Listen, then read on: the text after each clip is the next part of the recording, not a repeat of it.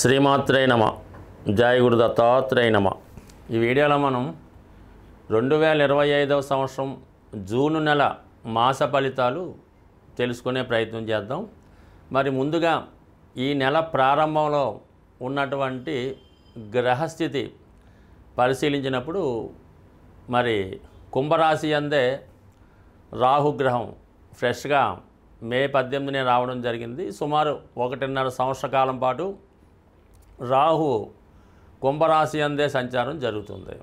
ఇక మేషరాశిలో షష్టగ్రహ కూటమి విడిపోయి సింగిల్గా శని భగవానుడు ఒక్కడే మీనరాశిలో సంచరించడం జరుగుతుంది. ఇంకా 2.5 సంవత్సరాల పాటు అదే రాశిలో అటు ఇటుగా వక్రించినప్పటికీ అదే రాశిలో సంచరించడం జరుగుతూ ఉంటుంది. మరి మేషరాశిలో శుక్రుడు, వృషభ రాశిలో రవి బుధ గ్రహాలు, మిథున రాశిలో మరి కొత్తగా మారినటువంటి మే 15 నుంచి అదే రాశిలో సంవత్సరం పాటు గురుగ్రహ సంచారం మిథున రాశిలో. ఇక కర్కాటక రాశిలో ఈ నెల ప్రారంభంలో కుజుడు జూన్ 6వ తారీఖు వరకు సంచరిస్తూ జూన్ 6 తర్వాత సింహరాశిలోకి ప్రవేశించడం జరుగుతుంది. మరి చివరగా సింహరాశి అందే కేతుగ్రహ సంచారం ఇంకా సుమారు 18 నెలల పాటు అదే రాశిలో సంచరించడం జరుగుతుంది. అయితే ఈ కర్కాటక రాశి వారికి 2025వ సంవత్సరం జూన్ నెల ఫలితాలు పరిశీలించుదాం. ఈ నెల ప్రారంభంలోనే గ్రహాలన్నీ రాహు కేతువుల మధ్య సంచరించడం వల్ల ఒక విధమైన గోచార రీత్యా కాలసర్పదోష ప్రభావం ఏర్పడింది. అంటే ఈ ప్రభావం వల్ల కర్కాటక రాశి వారికి 2, 8 స్థానాల మీద ప్రభావం చూపడం జరుగుతుంది. ఒక వ్యక్తికి ఆర్థిక సంపద ఇచ్చే స్థానాలు ఈ 2, 8 స్థానాలు, అలాగే ధనయోగాలు కూడా ఈ స్థానాలు బట్టే ఏర్పడతాయి. అలాగే కుటుంబం, వివాహం, ఆకస్మిక సంఘటనలు మెయిన్గా ఈ భావాల మీద ఉంటాయి. కాబట్టి ఈ భావాలకు సంబంధించిన విషయాల్లో కొంత నిరాశ ఎదురయ్యే అవకాశం ఉన్నది ఈ రాశి వారికి ఈ నెల ప్రారంభంలో. ముఖ్యంగా అష్టమంలో రాహుగ్రహ సంచారం వల్ల కొన్ని ఆకస్మిక సంఘటనలు, వార్తలు మిమ్మల్ని ఇబ్బంది పెట్టే అవకాశం ఉన్నది. కొద్దిగా మానసిక ఆందోళనకి, భయానికి గురి చూసే అవకాశం ఉంది. అంటే ఏం లేదు, ఊరకనే ఎప్పుడో జరిగిపోయినాయి ఇప్పుడు మళ్ళీ వెలుగులోకి రావడం, దానివల్ల ఏంటంటే కొద్దిగా మళ్ళా ఏదో కేసు రీఓపెన్ చేసినట్టు కొద్దిగా ఇబ్బంది పడడం లాంటిది జరుగుతూ ఉంటుంది. అయితే దీనివల్ల వచ్చే యాక్షను, పనిష్మెంటు కూడా ఏమీ ఉండదు. రాహు ఎప్పుడు వ్యక్తిని భయపెట్టడం జరుగుతూ ఉంటుంది, లేనిది ఉన్నట్టు క్రియేట్ చేసి ఆందోళనకు గురి చేస్తూ ఉంటాడు. అందువల్ల మీరు పెద్దగా ఏమీ భయపడక్కర్లేదు, కొద్దిగా మనోనిర్భరంతో ఉంటే మంచిది. అయితే కొద్దిగా ధన నష్టం అలాంటిది ఏమన్నా జరిగే అవకాశం ఉంది. మీరు ఏదైనా ఇన్వెస్ట్మెంట్ ఎవరికన్నా చేసి ఉన్నా, ఒక చిట్ ఫండ్లో కట్టి ఉన్నా, అంటే ఎవరికన్నా అప్పిచ్చి ఉన్నా, వాడు ఐపీ పెట్టడం వల్ల, ఊరొదిలి పారిపోవడం వల్ల కూడా నష్టం రావచ్చు.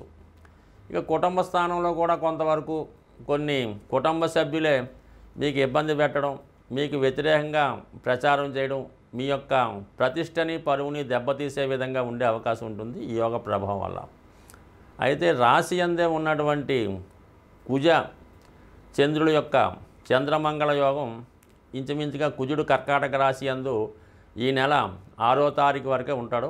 అప్పటిదాకా మీకు ఎటువంటి ఇబ్బందులు వచ్చినా కూడా ధైర్యంతో ఎదుర్కొనే శక్తి మీకు కుజగ్రహ అనుగ్రహంతో రావడం జరుగుతూ ఉంటుంది. ఈ సమయంలో ఉద్యోగపరంగా మీకు కొన్ని కొత్త అవకాశాలు రావడం జరుగుతూ ఉంటుంది. వృత్తిరీత్యా ఏదైనా కొన్నాళ్ళ పాటు వేరే ప్రాంతానికి వెళ్ళే అవసరం కూడా రావచ్చు. ఏదైనా మీలో ఉన్నటువంటి టాలెంట్కి తగిన గుర్తింపు రావడం జరుగుతూ ఉంటుంది.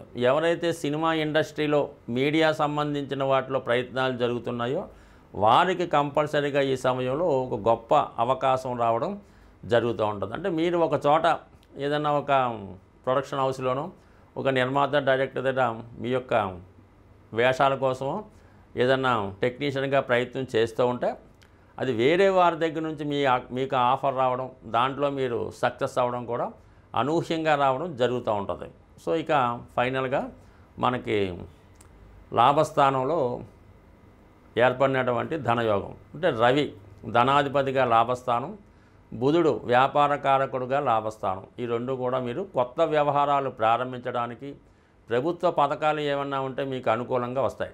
ఒకవేళ మీరు ప్రభుత్వ ఉద్యోగం, రాజకీయ నాయకుడు అయింటే మీకు ఏదైనా ప్రభుత్వం ద్వారా ఒక పదవో, ఒక అవార్డో, ఒక ప్రమోషనో, మీరు ఎంతో కాలంగా దేనికైతే ప్రయత్నం చేస్తున్నారో అవి ఈ సమయంలో రావడం జరుగుతుంది. విద్యార్థులకి స్కాలర్షిప్ లాంటివి రావడం జరుగుతుంది.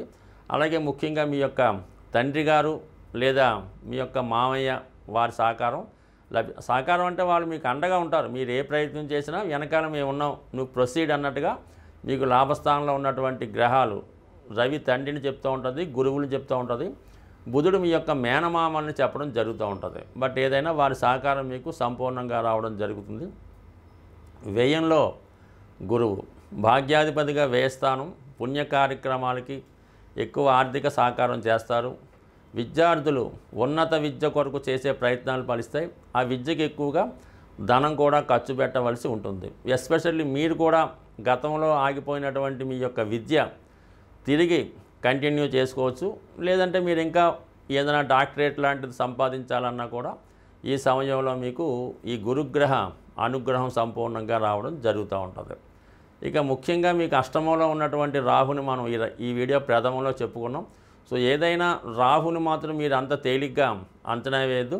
ఎట్టి పరిస్థితుల్లో కూడా ఎటువంటి బలహీనతకి లొంగడం కానీ, ఎట్టి పరిస్థితుల్లో మీ యొక్క రహస్యాలని ఇతరులకు చెప్పడం కానీ చేయడం వల్ల మీరు ఒక విధమైన బ్లాక్మెయిల్ గురే అవకాశం ఉంటుంది.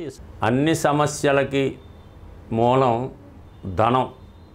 అందుకే ధనం మూలం మిథం జగత్ అన్నారు. ధనం ఖర్చు పెట్టడం అన్నది చాలా సులభం, సంపాదించడం అన్నది చాలా కష్టం. అయితే ఈ ధనం సంపాదించడానికి ఒక సులువైనటువంటి మార్గాన్ని తెలియజేయడం జరుగుతూ ఉంటుంది. అది మీకు ఈ నెల ఫలితాల్లో ఈ అద్భుతమైనటువంటి ధనయోగాన్ని కలిగించే రెమెడీ మీకు చెప్పడం జరుగుతూ ఉంటుంది. ఇది కొంతవరకు మీరు చేయవలసిందల్లా ధనానికి అధిదేవత అయినటువంటి లక్ష్మీ అమ్మవారికి ఇష్టమైనటువంటి రోజు శుక్రవారం. ఈ శుక్రవారం రోజు మీరు ఏం చేయాలంటే ఒక మట్టితో తయారు చేసినటువంటి ఒక జాడీ అనొచ్చు, డబ్బులు దాచుకునే డిబ్బీ కూడా అనొచ్చు. పూర్వకాలం మట్టితోనే తయారు చేస్తూ ఉండేవి ధనం దాచుకునేవి. అందుకని ఈరోజు కూడా పాత ఇళ్ళై పడగొట్టినప్పుడు తవ్వినప్పుడు దొరుకుతూ ఉంటాయి కొంతమందికి. అటువంటి మట్టితో తయారు చేసినటువంటి డిబ్బీ ఒకటి తీసుకోండి శుక్రవారం రోజు. దాన్ని శుభ్రంగా మంచినీళ్ళతో శుభ్రం కడిగేసి పసుపుతో దాన్ని రాసి ఒక మూల పెట్టుకొని ప్రతి శుక్రవారం కూడా 6వ సంఖ్య వచ్చేలాగా ధనం అందులో వేయాలి. 6 రూపాయల, 60 రూపాయల, 600, మీకు ఇంకా ఓపుకుంటే 6000 అన్నది ప్రతి శుక్రవారం అందులో డ్రాప్ చేయవలసి ఉంటుంది. అందులో వేయాలన్నమాట. పక్కన పెట్టాలి. అది దేవుని దగ్గర పెట్టడం, నమస్కారం పెట్టడం. అయితే ఈ శుక్రవారం రోజు మిగతా డబ్బులు మీరేమీ కూడా ఖర్చు పెట్టకూడదు. ఇందులో వేసిన 6 రూపాయలు మాత్రమే అందులో వేయాలి. మిగతాదంతా కూడా ఆ రోజు ఏ ఒక్క రూపాయి కూడా మీ ఇంటి నుంచి బయటికి వెళ్ళకూడదు. అలాగని ఫోన్పేలు, గూగుల్ పేలు చేయకూడదు. ఆ నియమం మీరు పాటించి ఈ శుక్రవారం మనీ వెళ్లకుండా ఉంటూ ప్రతి శుక్రవారం వీలైతే ఇంక పెంచుకుంటూ వెళ్ళిపోండి. దాని తర్వాత ఒక సంవత్సరానికో ఎంతో దాన్ని ఓపెన్ చేసి దాంతో ఏదన్నా ఈ వరలక్ష్మి వ్రతంగా ఎప్పుడైనా తీసుకోవచ్చు. గోల్డ్ ఏదైనా కొని అది అమ్మవారి పూజకి ఉపయోగపడేలాగా, ఇది బంగారు పుష్పాలు, ఓ బంగారం కిరీటమో, లేదంటే బంగారంతో చేసినటువంటిది ఏదైనా ప్లేటు ప్రసాదం పెట్టడానికో గ్లాసో కొని అమ్మవారి దగ్గరే పెడతా ఉండండి. ఇలా మీరు చేసుకుంటూ పోతే మీరు 6 రూపాయలతో సేవింగ్ మొదలెడితే అది మీరు వారానికి 6 లక్షల దాకా తీసుకెళ్ళినా కూడా మీరు ఆశ్చర్యపడక్కర్లేదు, అవుతుంది. దాంతో మీరు చేయవలసిందల్లా ఈ గోల్డ్ కొని ఇది అమ్మవారికి ఏదో వస్తువు కొని పెట్టడం. మళ్ళీ మీకు బాగా మీరు దాన్ని మళ్ళీ మీ ఇంట్లో ఒక అమ్మాయి పుడితే ఆ అమ్మాయికి, అంటే అమ్మాయి కూడా లక్ష్మీ స్వరూపం కాబట్టి ఆవిడకి మీరు అవి కానుకగా ఇవ్వచ్చు, బంగారు ఆభరణాలు కూడా ఇవ్వచ్చు. బట్ ఏదన్నా ఈ శుక్రవారం 6 సంఖ్య ఇది కాకుండా మిగతాది కూడా బయటికి వెళ్ళకూడదు. ఇంకా అది ఎంత గొప్ప అవసరమైనా సరే అక్కడతో శుక్రవారం నాడు స్టాప్ చేసి శనివారం మార్నింగే పేమెంట్స్ మాట. ఈ విధంగా చేసి చూడండి. ఇంచుమించుగా నాకు తెలిసి ఈస్ట్ గోదావరి జిల్లాలో అపర కుబేరులు ఉన్నారు, వాళ్ళంతా కూడా ఈ నియమాన్నే పాటిస్తున్నారు. స్వస్తి.